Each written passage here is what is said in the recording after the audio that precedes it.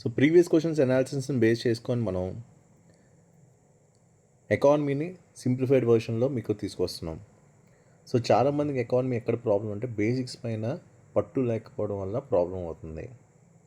ఎవరికైతే బేసిక్స్ మీద full command ఉంటుందో, కాన్సెప్చువల్ క్లారిటీ ఎవరైతే డెవలప్ చేసుకుంటారో ఎకనమిక్ సర్వే ఈజీగా అర్థమవుతుంది, సోషల్ ఎకనమిక్ అవుట్లుక్ ఈజీగా అర్థమవుతుంది, బడ్జెట్ ఈజీగా అర్థమవుతుంది, బడ్జెట్ స్పీచ్ అర్థం చేసుకుంటారు.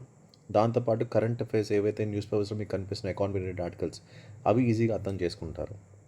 సో ఇక్కడ మనకి నిన్న చూసాం బడ్జెట్ రిలేటెడ్ బేసిక్ లెవెల్ మనం చూసాం. సో దీంట్లో కూడా కొన్ని టర్మ్స్ ఉంటాయి. ఫర్ ఎగ్జాంపుల్ లోటు బడ్జెట్ అని, అలాగే సర్ప్లస్ బడ్జెట్ అని, బ్యాలెన్స్డ్ బడ్జెట్ అని. కొన్నిసార్లు ఏంటి ఇవి కూడా కాంపిటేటివ్ ఎగ్జామ్స్లో అడగడం జరిగింది. లోటు బడ్జెట్ అంటే ఏంటి, దీని మీద మనకి ప్రీవియస్ క్వశ్చన్స్లో రిఫ్లెక్షన్స్ కనిపించాయి. ఇంకోటి చూసుకుంటే పూర్తి budget, vote on account budget సంబంధించిన డిఫరెన్సెస్ మీద క్వశ్చన్స్ అయితే ఉన్నాయి ప్రీవియస్ పేపర్స్లో. అంటే ఇక్కడ మీరు అర్థం చేసుకోవాల్సింది ఏంటి, పూర్తి స్థాయి బడ్జెట్లో మనకి ఏముంటాయి, పూర్తి స్థాయి బడ్జెట్కి ఓట్ ఆన్ అకౌంట్ బడ్జెట్కి మధ్య తేడాలు ఏంటి అనే కోణంలో మనకు క్వశ్చన్స్ అయితే ఉన్నాయి.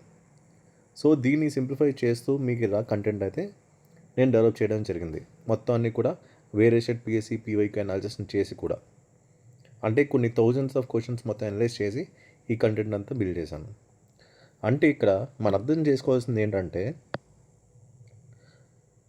ఫుల్ బడ్జెట్లో మనకి ఎలాంటి ఎలిమెంట్స్ ఉంటాయి, అంటే దీని పరిధి ఏంటి, అధికారాలు ఏంటి, దాంతోపాటు దీనికి ఆమోదం అనేది ఏ విధంగా జరుగుతుంది, అలాగే ఎన్నికల సంవత్సరంలో ఏంటి డిఫరెన్స్ అనేది వస్తుంది అనేది మనం తెలుసుకోవాలి. ఆ తర్వాత ఓట్ ఆన్ అకౌంట్ బడ్జెట్, ఇది ఏ సందర్భంలో వస్తుంది, ఇది చాలాసార్లు అడిగారు ఇంతకుముందు ప్రీవియస్ క్వశ్చన్స్లో.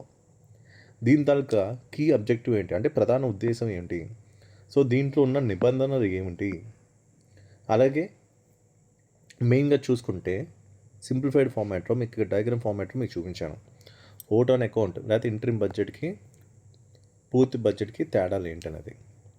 ఇలా మనం సింప్లిఫైడ్ వర్షన్లో కనుక ఎకానమీని అర్థం చేసుకుంటే మీకు ఎకానమీలో మంచి స్కోర్ అనేది వస్తుంది. ఇప్పుడు గ్రూప్ 2 లాంటి ఎగ్జామ్స్లో చూసుకుంటే ఎకానమీ అనేది గేమ్ చేంజర్.